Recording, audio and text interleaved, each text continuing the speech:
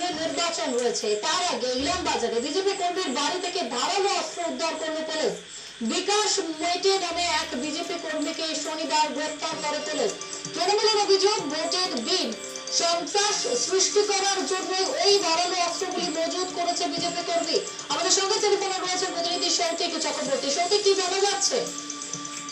প্রতিদিন জানিয়ে রাখি যে 13 মে সোমবার বোলপুর এবং বীরভূমে দুটি লোকসভা কেন্দ্রে কিন্তু লোকসভা নির্বাচন রয়েছে। অবাধ এবং সুষ্ঠু নির্বাচন করতে একেবারে তৎপর রয়েছে বীরভূম জেলা পুলিশ প্রশাসন আধিকারিকরা।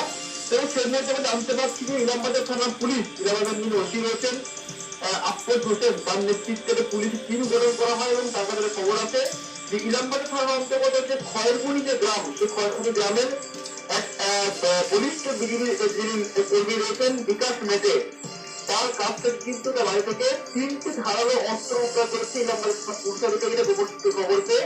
এমনটা কিন্তু ইলামবাজার থানার পুলিশ সূত্রের খবর। ইতিমধ্যেই ওই যে বিজেপি কর্মী রয়েছে বিকাশ মেটে, তাকে কিন্তু গ্রেফতার করা হয়েছে। কি কারণে ধারালো অস্ত্রগুলি মজুত করেছিল সেটা কিন্তু কোনো কারণ তিনি দেখাতে পারেননি।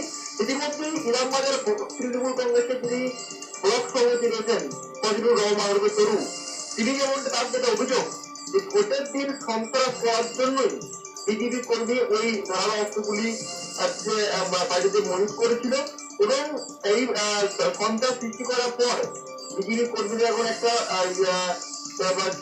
টেন্ডেন্সি চলে এসছে যে তৃণমূলের নামে সমস্ত ঘটনা চাপানোর জন্য, সেটাও তারা করছে এমনটা কিন্তু অভিযোগ করছে তৃণমূলের ব্লক সভাপতি ফজলুর রহমান।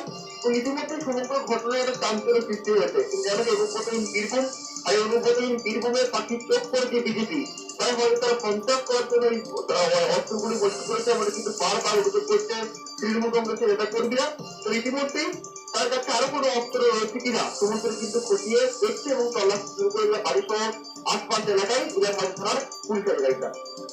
ধন্যবাদ সৌতিক। কথা বলছিলাম প্রতিনিধি সৌতিক চক্রবর্তীর সঙ্গে।